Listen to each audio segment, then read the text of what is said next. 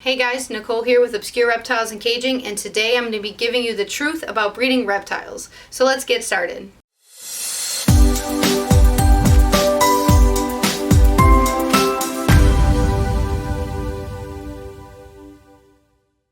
Hey guys, Nicole here. So today we're going to be talking all about breeding reptiles.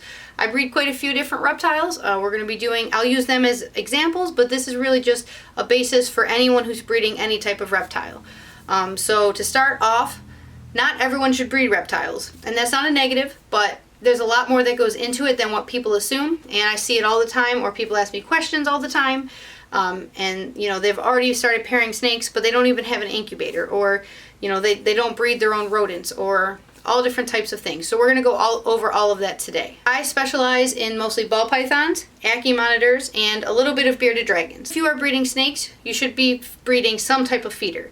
So when it comes to ball python, not all of them are going to take frozen thawed, especially babies. So most of them will, or they should, but then there are some that just will not take them. So if you don't have access to live rats or mice or ASF, then you're kind of going to be hurt in the long run, because sometimes it's really hard to find reliable people locally to have that type of stuff.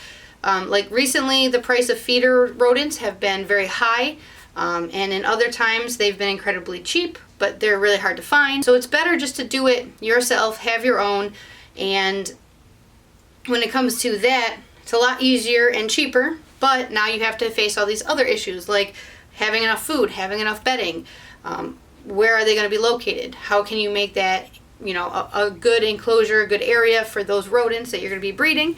You should have rats, you should have mice, and you can even have ASF, because some snakes are going to need some things. Sometimes you'll be using the same exact bedding for years, and then that company goes out of business, or where you like to buy this stuff from stops selling it. So it's can be a very big pain and hassle, but you have to keep up with all that type of stuff. Because if you're relying on one source, and let's say you're getting all your feeders from a guy down the street, he just decides he doesn't want to do it anymore, and that was your only source, it really ends up hurting you, and then your animals might not have enough food. And especially before breeding season, if your animals aren't up to weight and big enough, and they're missing meals because you don't have enough for them and they won't eat the frozen, then you can't breed them that year, and you end up hurting. Pretty much make sure you have a backup plan, and then make sure you have a backup plan for the backup plan. Sticking on that same subject, if you are breeding your own rodents, and let's say you only have a couple, and your snakes never have eggs, or the eggs are infertile, and you've got quite a few different rodents, either now you need to become that seller and sell them as feeders or pets or whatever you're going to do with all those extra rodents, like making a humane way to euthanize them, like a CO2 chamber or something like that. And if you don't have that in you, breeding them probably isn't a great choice, which means breeding snakes probably isn't a good choice also. Make sure you have several contacts if you do buy locally, because again, sometimes people just don't have enough. Or even if you have your own and something tragic happens, like one of your bins flood for your rodents, or you had bugs but they were too warm and they all passed away, that way you still have access to the things that you're going to need.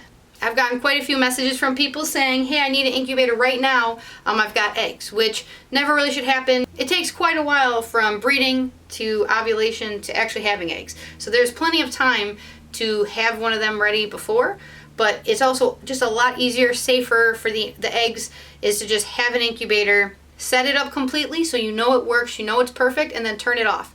Most thermostats are going to hold their settings, so as long as it's in the same area, if you set it up in the basement and you bring it upstairs where it's super hot, then it's all that kind of stuff affects that. So make sure you have an incubator, make sure it's working before you even try breeding anything, and make sure you have setups. If all your animals are in cages and you don't want to use a rack, well, you need to find baby cages for all these baby snakes. And if you only have, let's say, 5 female ball pythons, all 5 have between 5 and 10 eggs. So that's 25 to 50 eggs just from breeding those 5 females.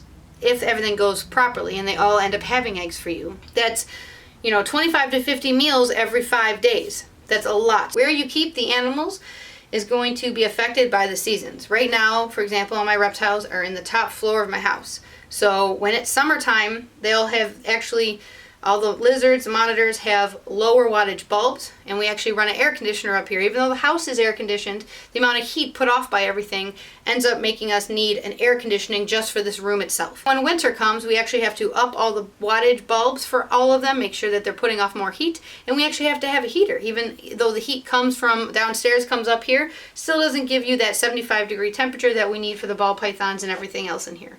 So if you have a couple of snakes, a couple of dragons, whatever you have, make sure you're constantly checking them. You can buy these. These are just little thermostats. These are cheap and easy. It tells you the temperature, it tells you the humidity. That way you know how warm your reptile room is. That way you know everywhere, every different cage. You can get really cheap ones. I have the cheaper ones. I put in all the cages. So I know all the cages are proper temperature, whether it's daytime, night, summer, fall. That's all going to affect everything. So throughout the breeding season, when we have 200 baby bearded dragons and we've got all these extra lights going, the air conditioner needs to run more, and you have to have that because it just gets way too hot. But then in winter, when there's no baby dragons, there's no baby snakes, there's a lot less heat being put off, so the room actually doesn't hold enough heat, and you have to introduce things like heaters or air conditioners. Sometimes you have to put humidifiers in.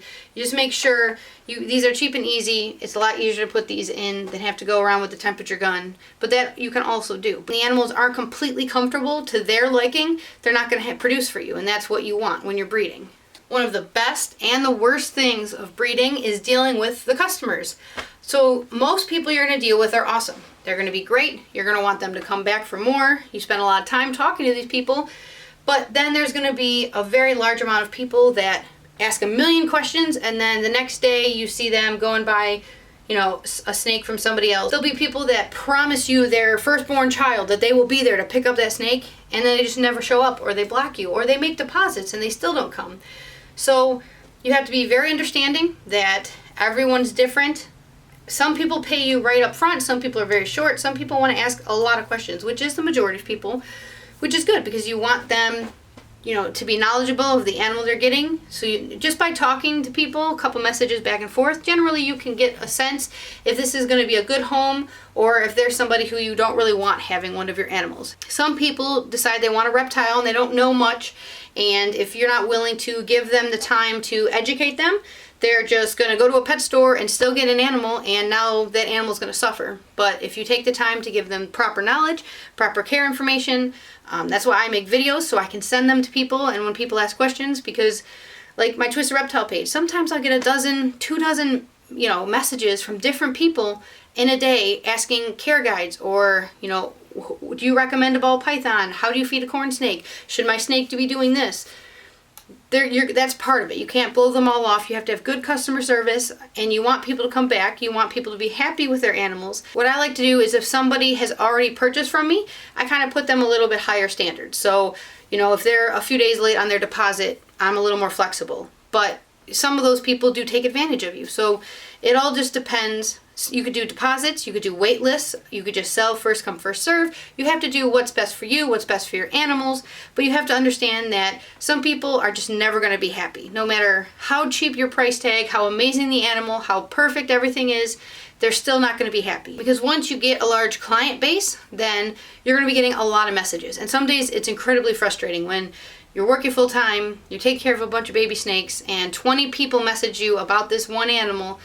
Everyone promised to come get it, and the next day it's still available because everyone blocked you or stopped messaging you. That's part of it, and unfortunately, that's just, if you're not a patient person, you're not a people person, then breeding reptiles, again, probably isn't for you because that's a big part of it. Unfortunately, when breeding, luckily it has not happened to me, but at some point, when everyone's breeding, you can have sick animals. When it comes to all these animals, you have to know that you have to have money set aside for vet trips. Sometimes animals will have to go to the vet. Sometimes you're going to have babies that are too bad when they hatch that will have to be humanely euthanized. And if you don't have that in you, then you also shouldn't do this, because I've luckily never had to, but sometimes that's something that's going to happen. Like if you produce a baby that has such bad kinks that it can't even move, then that baby is not going to survive, and it's not fair to let them just starve because it takes a long time for them to die with no food. So you could have that poor baby sitting for months starving to death. Being an animal lover, that's something I never want to have to do,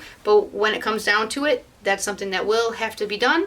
I understand that, but just know sometimes some people hatch, like I've had amazing luck hatching all healthy baby snakes. Sometimes you have baby snakes that just have all these different deformities who are not going to make it.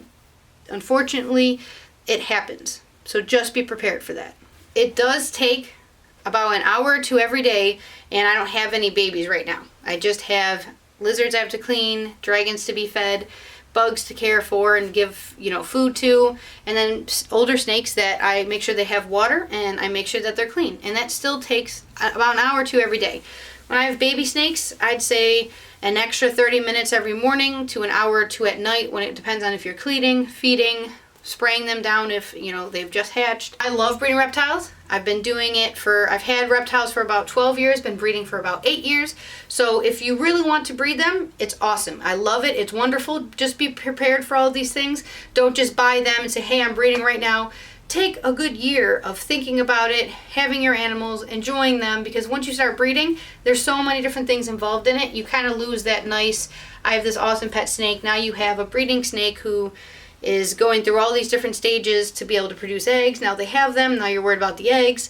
It's a lot of work, but it can be very rewarding. To make the best breeder possible, you have to have patience, you have to have a crazy amount of knowledge, and you have to be willing to learn. Something you are doing right now might not be the best thing in a year or two. And most of the time when I make profits, I turn that around and I get bigger enclosures, better setups, I get more hides, I get better bedding, better things like scales and equipment for them. So it's really not for the money. This is not a get money quick scheme. It takes a very long time.